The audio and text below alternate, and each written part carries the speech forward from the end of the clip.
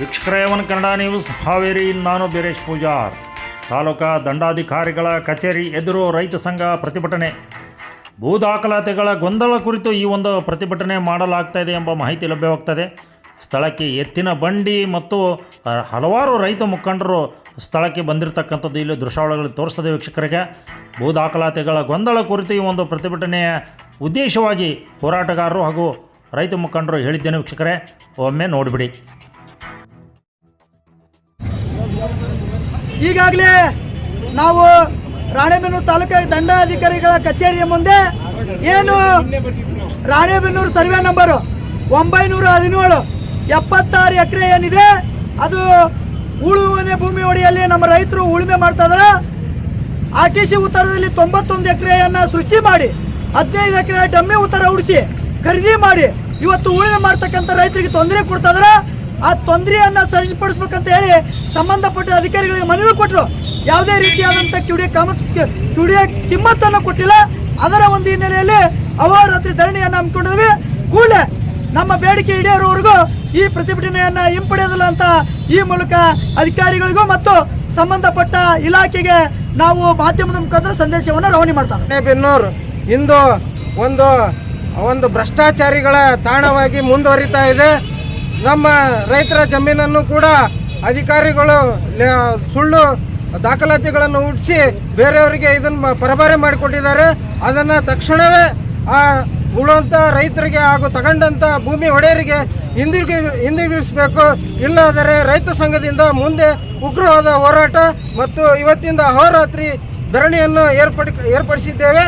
ಸೂಕ್ತ ಕ್ರಮಗಳನ್ನು ಜರುಗಿಸಬೇಕಂತ ಸರ್ಕಾರಕ್ಕೆ ಮನವಿ ಸಲ್ಲಿಸ್ತಾ ಇದ್ದೀವಿ. ನಮ್ದು ಸಾಕಿನ ಬಸ್ಲಿಕಟ್ಟಿ ತಾಂಡ್ಯಾಗ 917 ಸರ್ವೆ ನಂಬರ್, ಅಲ್ಲಿ ಹೊಲ ಇರೋದು 76 ಎಕರೆ. ಇವರ ಒಂದು ಡಮ್ಮಿ ಉತ್ತಾರ ಹೊಡಿಸ್ಕೊಂಡು 15 ಎಕರೆ 7 ಗುಂಟೆ ಜಾಗ ಅದ. ಈ 3 ವರ್ಷದ ನಮಗೆ ಕಾಡಕತ್ತಾರ ರೀ ಅವ್ರು. ಆ ನಮೂನೆ ಕಳೆದ ಸಲ ಬಂದು 6 ತಿಂಗಳದಿಂದ ಬಂದ ನೆಗಲಿ ಹೊಡ್ಯಾಕಂತೇಳಿ ಬಂದ್ರೆ ಅವ್ರಿಗೆ ಹೊಲ ಎಲ್ಲಿ ಐತೆ ಅನ್ನೋದು ಗೊತ್ತಿಲ್ಲ. ಫಸ್ಟಾಗಿ ಸಾಗುವಳಿ ಕ್ಷೇತ್ರದಾಗಿಲ್ಲ, ಎದ್ರಾಗೂ ಇಲ್ಲ. ಎಲ್ಲೇ ನಾವು ದುಡ್ಡು ತಗೊಂಡ 2 ವರ್ಷದಿಂದ 2 ವರ್ಷ 22ರಾಗ ಇದರ ಪವರ್ ಬಟನ್ ಮೇಲೆ ಸಹಿ ಮಾಡಿಸ್ಕೊಂಡ ನಮಗೆ ದೊಡ್ಡ ಅನ್ಯಾಯ ಮಾಡಿದಾಗ ನಾವು ಹನುಮಂತಣ್ಣ ಕಡೆ ಬಂದ್ವಿ. ಇಂದ ಥರ ಮಾಡಿದಾರಣ್ಣ, ನಮಗೆ ಮಾಹಿತಿ ಏನೂ ಸಿಗಾಕತ್ತಿಲ್ಲ, ನಮಗೆ ಯಾರೂ ಅಧಿಕಾರ ರಕ್ಷಣೆ ಮಾಡೋಕತ್ತಿಲ್ಲ, ಏನೂ ಕೊಡಾಕತ್ತಿಲ್ಲ ಅಂತೇಳಿ ಹನುಮಂತಣ್ಣರು ಯಾವಾಗ ಬಂದು ನಮಗೆ ಸಾಥ್ ಕೊಟ್ರೆ ಅಲ್ಲಿಂದ ನಾವು ಎಲ್ಲ ಹಮ್ಕೊಂಡವಿ. ಅವ್ರಿಗೆ ಅವ್ರ ನೇತೃತ್ವ ಅವನ ಅಧ್ಯಕ್ಷ ಇದ್ರೊಳಗೆ ಅವನು ಇದೆ, ನಾವು ಇದು ಹಮ್ಕೊಂಡವಿ.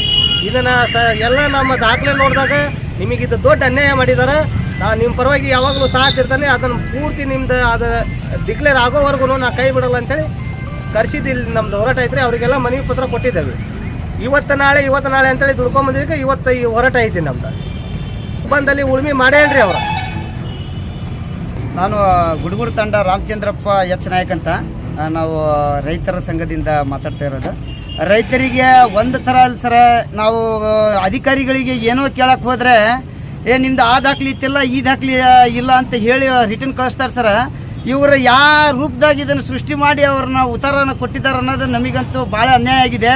ರೈತರಿಗೆ ಇದೇ ಥರ ಅನ್ಯಾಯ ಮಾಡ್ಕೊತ ಹೋದರೆ ಇದನ್ನು ನಾವು ಉಗ್ರವಾದ ಹೋರಾಟ ಮಾಡಿ ಇದೇ ನಮ್ಮ ಕಚೇರಿ ಎದುರಿಗೆ ರೈತರಿಗೆ ಯಾವುದೇ ತೊಂದರೆ ಆಗಲಿಲ್ದಂಗೆ ಅವರಿಗೆ ನ್ಯಾಯ ದೊರಕಿಸ್ಕೊಡ್ಬೇಕಂತ ನಾವು ಇಷ್ಟು ಹೇಳಿ ನನ್ನ ಮಾತನ್ನು ಮುಗಿಸ್ತೇನೆ.